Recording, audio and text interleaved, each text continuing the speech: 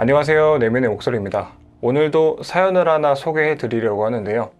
이번에 사연을 보내주신 분은 메일을 정말 길게 보내주셔가지고 이거를 제가 최대한 요약을 해봤습니다. 일단 사연을 읽어보면, 안녕하세요. 저는 땡땡땡입니다. 영상 들어보고 마음 좀 나눌게요. 저는 70년생 여자고요. 저는 11살쯤부터 한쪽 귀가 안 들리기 시작했고 40대 이후에는 양쪽 귀가 모두 안 들리면서 2, 3년 전부터는 취직을 못해 기초생활수급비를 받으며 생활하고 있습니다. 제가 직장에 다닐 때는 이미 마음의 병이 쌓여 있었고 살아도 사는 것 같지가 않았어요. 취직이 막히고 수급을 받기 시작한 뒤에서야 마음 공부를 시작했는데 고통스러운 건 변함이 없었습니다. 그리고 제게는 이혼한 뒤 같이 살고 있는 아들이 하나 있어요. 이제 고2에 올라가고요. 저는 지금 귀가 멀어 겪는 어려움을 알아주는 이가 없어 너무도 마음이 아픕니다. 특히 어머니는 제 고통을 너무도 가볍게 여기셨어요. 말을 못 알아들으면 못 듣는다고 핀잔이나 주고 따뜻한 위로 한마디 해주신 적이 없었습니다. 저는 그런 어머니의 태도를 볼 때마다 너무도 화가 났어요. 특히 최근에는 따로 거주하시던 어머니가 아예 집을 내놓고 제 집으로 들어오겠다고 하셔서 이제는 분할 지경입니다. 안 그래도 조용한 산속에 들어가려는 거 아들 하나 건사하려고 억지로 여기 있는 건데 어머니까지 모시라니요. 저는 어머니를 통해 안위를 얻지 못했는데 어머니는 저를 통해 안위를 얻으려 하시다니 너무도 분하고 화가 납니다. 그리고 저는 연락하던 모든 친구와의 연을 끊었습니다. 그들도 제 가족과 마찬가지로 제 아픔을 알아주지 않았기에 제가 그들을 버렸습니다. 지금은 아무도 만나고 싶지 않아요. 내면의 목소리님의 영상을 보면서 조용히 명상을 해보니 문득 지금의 감정은 내 삶에 대한 분노와 원망 때문이다라는 생각이 떠올랐어요. 이 감정이 분명히는 몰라도 어머니에게 원인이 있을 리는 없으니까요. 하지만 정확히 무엇인지는 모르겠습니다. 이런 어려움에 대해서 내면의 목소리님은 어떻게 생각하시는지 궁금해요. 그리고 몸을 입고 사는 이 세상에서 귀가 안 들리는 저로서는 원하는 삶을 살 수 없다는 사실에 무기력한 상태입니다. 이런 육신을 가진 사람으로서 소원이 있다면 당연 귀가 들리는 건데 이 부분에 대해서도 어떻게 보시는지 의견을 듣고 싶습니다. 이렇게 보내주셨어요. 일단 상황만 놓고 보면 그냥 보통 사람이면 상상도 못할 만큼 어려우신 것 같아요. 내 목소리가 안 들리니까 말도 거의 안 하실 거고 주변 사람하고 소통하는 것도 정말 어려우실 거고 이 영상도 아마 제 목소리로 듣지 않고 아래 자막으로 보실 텐데 사실 저 같은 사람은 감히 상상도 못할 고통이죠. 저 같은 사람은 그냥 식당에만 가도 그 매장에 깔려있는 음악이 없으면 깝깝하거든요. 되게 적막해서. 근데 사연자분은 어딜 가도 다 적막한 거잖아요. 아무것도 들리지 않으니까. 근데 거기다 경제적으로도 좀 여유로운 상황이 아니고 아들까지 챙기셔야 하고 어머니 뒷바라지까지 하셔야 하니 이거는 정말 엔간한 사람 아니면 못 버틸 것 같아요. 하지만 모든 성자들이 하나같이 하는 말이 있습니다. 그대가 겪는 고통이 그대를 고통에서 해방시켜 줄 것이다. 이 상황은 정말 어렵지만 저는 사연자분이 그만큼 다른 사람보다 마음을 더 깊이 들여다볼 수 있는 소스를 갖고 있는 거라고 생각해요. 이 극단적인 고통은 정말 영적인 성장에 있어서 좋은 자극이자 소스거든요. 보통 사람이면 이런 고통을 느끼지 못하기 때문에 그만큼 깊이 내면을 들여다볼 기회가 별로 없어요. 아프질 않으니까 애초에. 근데 사연자분 같은 경우는 정말 엄청나게 고통스러운 거잖아요. 그러면은 보통 사람이면 나오지 않을 게 지금 다 나와 있는 거예요. 그거를 이제 사연자분은 들여다보기만 하면 돼요. 그런 점에 있어서는 조금 더 사연자분이 유리하다고 할 수 있겠죠. 그래서 이제 사연자분의 내면이 어떠한지 얘기를 해볼 건데 우선 사연자분은 이 귀가 들리지 않는 어려움을 알아주는 이가 없어서 그런 고통에 공감해주고 나와 그런 걸 함께 해주는 이가 없어서 일어나는 고통이 가장 크신 것 같아요. 나는 이렇게 고통스럽게 살아가는데 이런 고통을 공감해 주면서 함께 가주는 사람이 없으니 나만 세상에서 동떨어져서 뭔가 고립된 느낌이 들고, 또 그런 느낌이 강해질수록 더 강한 고통이 일어나면서 아예 마음의 문을 닫아버리신 게 아닐까 합니다. 그래서 저는 이거를 한번 생각해 보는 게 좋을 것 같아요. 내가 어려움을 겪을 때 사람들이 그걸 조금도 알아주지 않고 매정하게 날 대하면 왜 서럽고 힘든 걸까? 저는 이 의문에 대한 답이 현재 사연자분이 가진 고통의 핵심이라고 생각합니다. 어머니와의 갈등도 마찬가지고요. 내가 아프고 힘들 때 그걸 알아주지 않는 어머니에게 왜 화가 나는지를 알면 그거를 다룰 수 있겠죠. 그래서 이제 제가 어떤 상황을 한번 가정하고 살펴보도록 하겠습니다. 근데 가정을 하더라도 귀가 안 들리는 건 너무 세니까 일단 몸살 감기 정도로 가정을 해볼게요. 우리가 몸살 감기에 걸리면 진짜 몸이 막 아프잖아요. 몸에 힘이 하나도 없고 막 덜덜 떨리고 입맛도 없고 열도 나고 또 머리가 아프고 어지럽고 그 와중에 일까지 해야 되면 최악이죠. 근데 밥 벌어먹고 살아야 하니까 어쩔 수 없이 출근을 했어요. 창백한 얼굴에 다크서클 짙게 깔린 모습이 누가 봐도 아픈 사람이에요. 그럼에도 힘겹게 출근을 했는데 사람들이 그걸 아는지 모르는지 어제 올린 결제건이 너무 엉망이라고 아침부터 메신저로 막 욕을 해요. 그래, 엎친 데 덮친 격이라고 오늘 재수 더럽게 없네. 갑자기 확 짜증이 올라와요. 그리고 점심시간이 됐어요. 밥을 먹어야 하는데 입맛이 없으니까 저 속이 안 좋아서 오늘 그냥 여기서 쉴게요. 식사들 먼저 하고 오세요. 이렇게 얘기를 했더니 하나도 걱정되지 않은 표정으로 왜? 뭐 어디 안 좋아? 그럼 우리 먼저 먹고 올게. 이러고는 자기들끼리 쌩 나가버려요. 그걸 보니까 갑자기 막 서럽죠. 아니 쟤네들은 내가 아픈 게 눈에 안 보이나? 내가 걱정되지 않는 건가? 어제 실수해서 저러나? 아니 따뜻하게 한마디만 해줘도 이렇게 서럽진 않을 텐데 진짜 너무하다. 충분히 우리가 일상에서 경험할 법한 상황이죠. 안 그래도 아프고 우울한데 그걸 몰라주니까 더 서럽고 우울한. 자, 그럼 이런 상황에서는 왜 우울하고 서러운 걸까요? 그냥 내 몸이 아파서? 아니면 내 몸이 아픈데 욕을 먹어서? 관심을 받지 못해서란 느낌이 들지 않으세요? 사람들이 내게 관심을 주지 않아서. 내 컨디션을 캐치하고 따뜻한 위로를 건네준다는 건 그만큼 나에게 관심을 쏟는다는 얘기잖아요. 그래서 상훈씨 어디 안 좋은 데 있어? 안색이 좀 안 좋은데? 이런 얘기를 들으면 기분이 좋아지죠. 나한테 그만큼 신경을 써줬다는 얘기니까. 결국 내 아픔을 몰라줄 때 마음이 아픈 건 사람들에게 관심을 받지 못해서라고 할 수 있습니다. 다른 말로 인정에 대한 욕망을 채우지 못해서라고 할 수 있어요. 그러면 왜 유독 몸이 안 좋을 때 그런 관심을 받으려고 하는 걸까요? 평소에는 그 정도 관심 못 받는다고 우울하진 않잖아요. 근데 왜 몸이 아프면, 상황이 안 좋으면 사람들의 그런 위로 하나에 마음이 줄타기를 하는 걸까요? 그런 상황이 인정에 대한 욕망을 채울 수 있는 도구가 되기 때문입니다. 우리는 굳이 아플 때가 아니어도 매 순간 이런 욕망을 채우기 위해서 부단히 노력합니다. 왜? 채워지면 기분이 좋아지니까. 인스타에 사진 하나 띡 올렸더니 좋아요가 몇천 개가 막 찍혀 있어요. 자고 일어났더니. 어때요? 기분 좋아지죠. 새로 산 옷을 입고 회사에 출근을 했어요. 근데 동료가 내 옷의 브랜드를 알아보고는 막 관심을 가져줘요. 어때요? 기분 좋아져요. 그러면 왜 기분이 좋아질까요? 인정에 대한 욕망이 채워졌기 때문에. 이 인정 욕망이라는 게 그냥 칭찬을 바라는 마음은 아니잖아요. 나의 가치를 인정받고 싶어하는 마음, 나의 정체성을 인정받고 싶어하는 마음.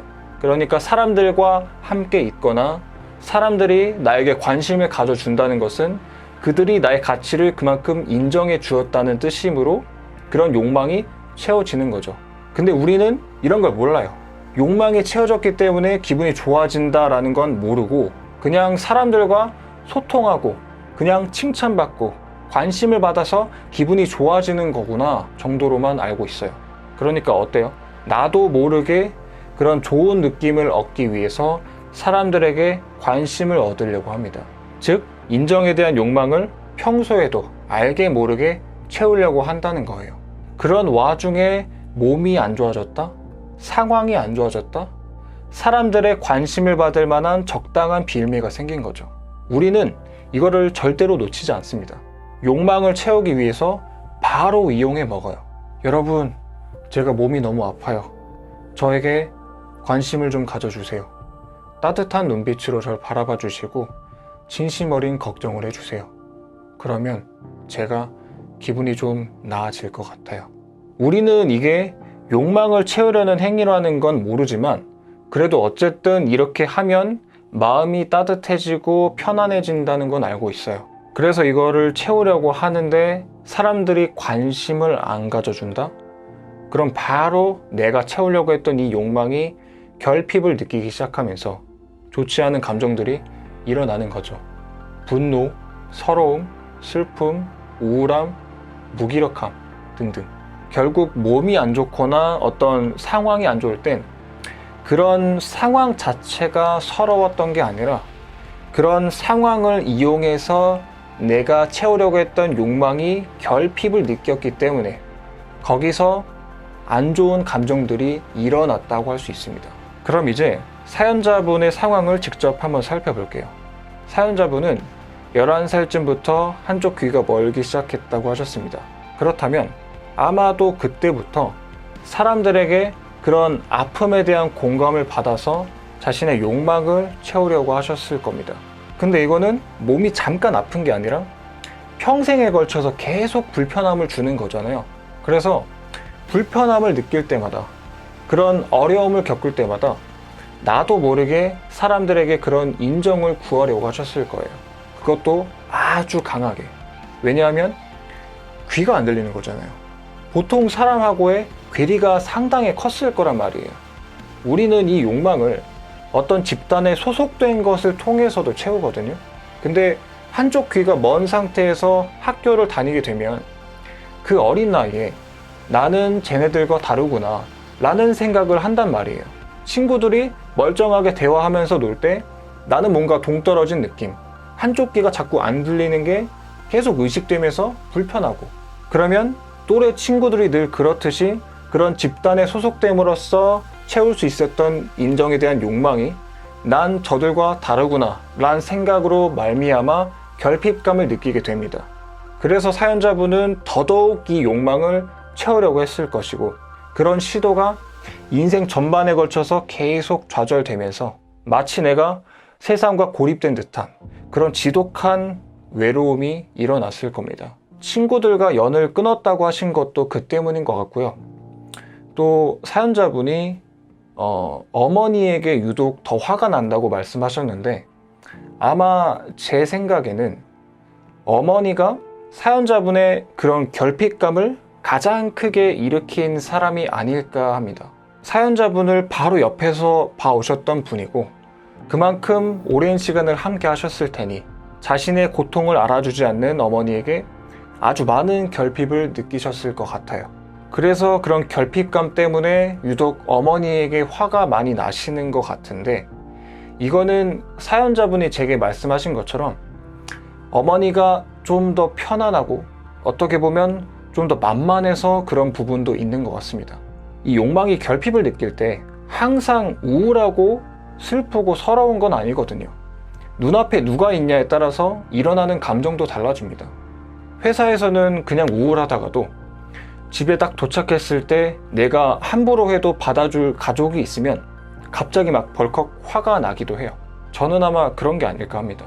그래서 어쨌든 사연자분은 이런 부분을 살펴보시는 게 좋을 것 같아요. 어린 시절의 기억까지 더듬어 보시면서 내가 그때 사람들에게 인정을 구하고 있었나? 내가 그렇게 외롭고 힘들어할 때 사람들에게 나에게 관심을 좀 가져주세요. 나는 당신들과 함께 하고 싶어요. 나의 고통을 알아주고 나의 아픔을 함께 해주는 것을 통해서 나의 가치를 알아봐주고 내가 당신들과 함께 하는 존재라는 걸 증명해 주세요. 그것을 통해서 나는 이 욕망을 채우겠습니다 라는 느낌의 마음이 있는지 살펴봐 주세요. 그리고 이제 양쪽 귀는 다 멀었지만 그래도 소리는 듣고 싶은데 이 부분을 어떻게 보시냐고 여쭤보셨는데요. 일단 소리는 들을 수 있어요. 가능은 합니다. 그걸 알고 여쭤보시는 것 같긴 한데, 이걸 하시려면 지금 사연자분의 상황에 대한 모든 저항을 다 제거하셔야 해요. 소리가 들리지 않는다 라는 사실에 대한 저항을 전부 다 제거하셔야 소리를 들을 수 있는 의식 상태가 만들어질 거예요. 이거는 사연자분이 소리를 듣고 싶어하는 열망보다 소리가 들리지 않는 상황에 대한 저항감에서 벗어나려는 열망이 훨씬 더 강해야 그렇게 할 수 있을 겁니다. 그냥 간절하게 소리를 듣고 싶어하는 정도로는 어림도 없어요. 왜냐? 그런 저항이 귀가 들리지 않는 상황을 계속 인식하게 만들고 그런 인식이 그런 상황을 계속 만들어 가기 때문입니다. 제가 이전에 저항에 대한 영상에서도 얘기를 했을 거예요. 저항은 내가 원치 않는 이미지를 품게 만든다. 그러니까 저항을 제거하고 원하는 이미지만을 품어라. 이거는 저뿐만 아니라 끌어당김의 책에서도 그렇게 얘기를 하죠. 기적이라 불리는 일을 행하고 싶다면 의식을 오로지 원하는 상태에 맞춰라. 예수도 같은 얘기를 합니다. 그대에게 겨자씨만큼의 믿음만 있다면 그대가 못할 것은 없노라. 단 그 믿음이란 그냥 되게 해주세요와 같은 요행을 바라는 믿음은 아닙니다. 감각을 통해 들어오는 지금의 이 상황 속에 의식을 고정시키게 만드는 그런 저항감을 전부 다 도려내고 자신이 진실로 그런 상황이 되었다는 것을 생생하게 느끼는, 사연자분이라면 생생하게 듣는 거겠죠. 그리고 그것이 사실인 상태 속에서 자연스럽게 생각이 올라올 정도로 완전히 그것과 동화될 정도의 믿음입니다. 근데 이런 믿음은 정말 저항을 제거하지 않고는 힘드실 거예요. 아무리 그걸 바란다고 해도 눈 뜨면 내가 저항하던 세상이 다시 펼쳐지거든요. 이 저항감을 붙들고는 그런 세상을 의식하지 않을 수가 없습니다. 왜? 싫으니까 그게. 특히나 지금처럼 아드님이나 어머님을 챙겨야 하는 상황이시면 더더욱 그게 힘들 거예요. 그래서 정말 소리를 듣기를 바라신다면 이런 저항을 먼저 제거하셔야 할 겁니다. 귀가 멀어서 난 이렇게 힘들게 사는구나. 그거 저항하는 겁니다. 귀가 멀어서 난 이렇게 외로운 거구나. 그것도 저항이에요. 귀가 멀어서 난 취직을 할 수 없구나. 그것 역시 저항입니다. 이런 모든 저항을 다 제거하셔야 해요. 물론 이걸 제거하는 과정이 정말 녹록지 않고 엄청난 고통을 동반하겠지만 이게 되지 않으면 정말 아무것도 할 수 없습니다. 아무리 잘해도 도돌이표예요. 잘 되는 것 같다가 다시 돌아오고 되는 것 같다가 다시 돌아오고, 그러니까 정말 이 악물고 대청소한다 생각하시면서 그런 저항들을 싹 다 놓아주셔야 합니다. 그래야 들을 수 있어요. 그리고 또 하나, 듣기를 갈망하는 마음도 제거하셔야 합니다. 지금 사연자분이 이토록 귀가 들리지 않는 상황에 저항하게 된 것은 듣고 싶어하는 마음이 아주 강했기 때문입니다. 듣고 싶은데 들리지 않으면 그만큼 그 상황에 저항하게 되겠죠. 근데 이거를 가만히 냅두고 그냥 저항감만 제거하면 다시 이 저항이 일어날 겁니다. 왜? 난 듣고 싶은데 들리지 않으니까. 그리고 소리를 계속 듣기를 갈망하는 것은 그거를 원하는 거잖아요. 근데 원하는 것은 지금 내게 그런 상태가 없다는 것을 계속 인식하는 거란 말이에요. 그러니까 이거를 제거해 주셔야 합니다. 반드시. 자, 그래서 여기까지 사연자분의 마음이 지금 어떠한지, 그리고 그 마음을 어떻게 해결할지, 그리고 지금의 상황에서는 어떻게 벗어날 수 있을지에 대해서 이야기를 해봤습니다. 이번 사연자분 같은 경우는 정말 상황이 상황인지라 제가 영상이 좀 길어져도 최대한 답을 드리려고 해봤어요. 물론 분량상 제가 말씀을 더 드리지 못한 부분도 있는데 그래도 이게 좀 도움이 됐으면 좋겠습니다. 그리고 지금 정말 힘드시겠지만 제가 서두에 말씀드린 것처럼 고통은 결국 우리를 고통에서 해방시켜주는 촉매가 될 테니까요. 이대로 주저앉지 마시고 꼭 힘내셨으면 좋겠습니다. 마지막으로 사연자분이 저한테 보내주신 메일 중에 결국 이 모든 게 신의 계획일 수밖에 없다라는 생각이 들었다고 하셨는데, 그 신의 계획이란 사연자분의 내면에 있는 이미지입니다. 상황이 아무리 어려워도 그런 식으로 타협은 하지 마세요. 내 운명은 내가 주도합니다. 그걸 신의 계획이니 운명이니 해버리면 그때부터는 진짜 내 삶이란 게 내 의지대로 흘러가지 않게 될 거예요. 그러니까 절대로 약해지지 마시고요. 절대로 희망을 잃지 마세요. 불가능은 없습니다. 오늘은 여기까지 할게요. 도움이 되셨다면 아래 구독과 좋아요 부탁드리고요. 저는 지금까지 내면의 목소리였습니다. 시청해주셔서 감사합니다.